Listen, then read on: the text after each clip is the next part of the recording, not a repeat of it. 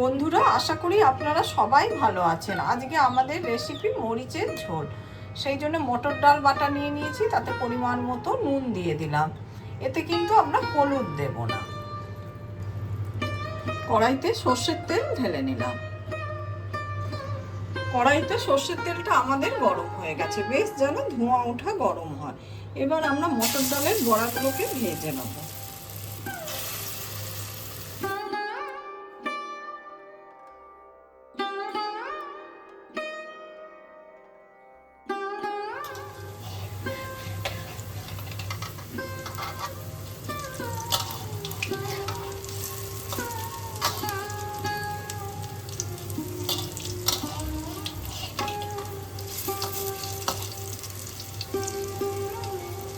বড়াগুলোকে উল্টে পাল্টে ভেজে নিতে হবে।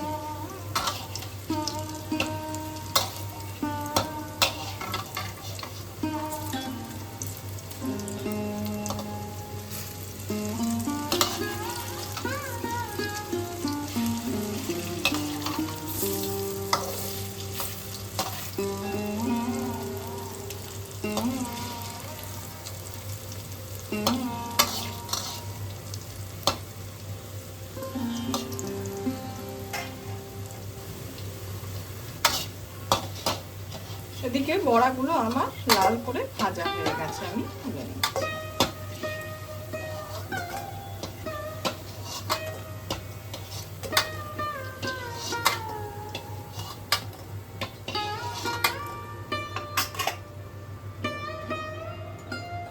ওই একইভাবে বাকি বড়াগুলো আমরা ভেজে নেব।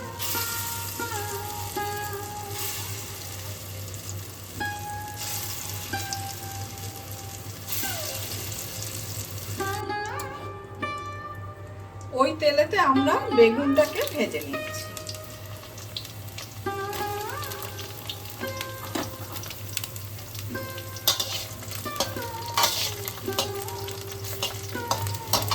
বেগুনগুলোকে উল্টে পাল্টে ভাজতে হবে ভালো করে।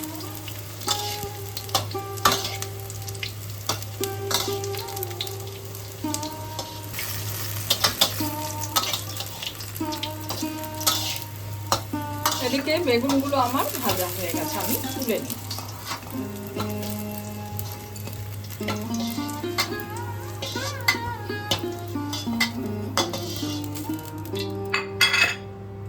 আর সামান্য একটু তেল আমি ঢেলে নিচ্ছি।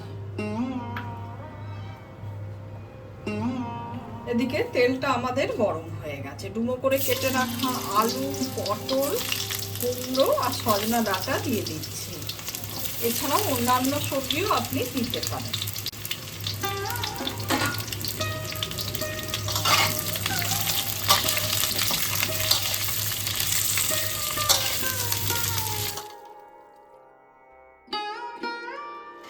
সবজিগুলো খুব ভালো করে আমার ভাজা হয়ে গেছে।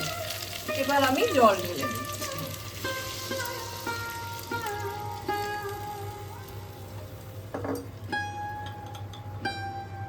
পরিমাণ মতো নুন দিয়ে দিলাম।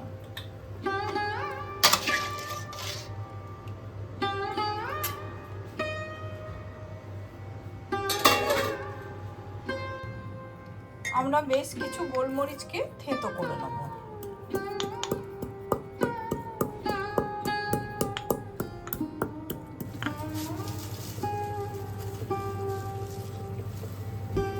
একটা বাটিতে জল নিয়ে নিয়েছি। আমি 1 চামচ চালের গুঁড়ি এখানে গুলে নিচ্ছি।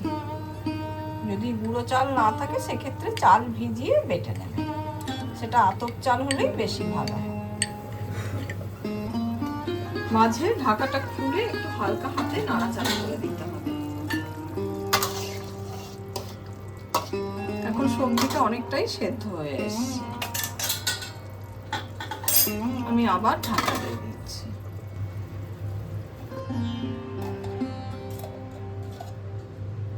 এক চামচ ঘি দিয়ে দিলাম।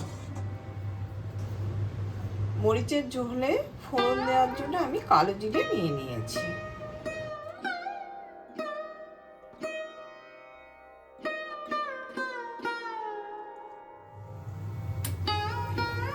সেই সঙ্গে চেরা কাঁচা লঙ্কা দিয়ে দিলাম।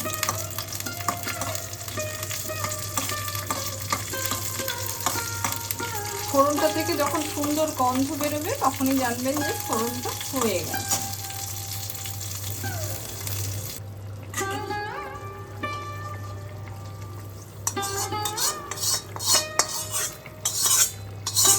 এবার আমরা ফোড়নটা দিয়ে দিলাম।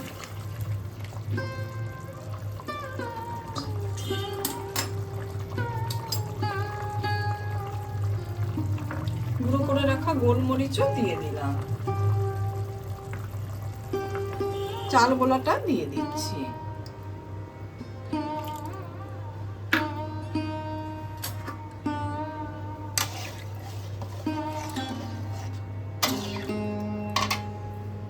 ভেজে রাখা বেগুনটা দিয়ে দিলাম। ভেজে রাখা বড়া দিয়ে দিচ্ছি।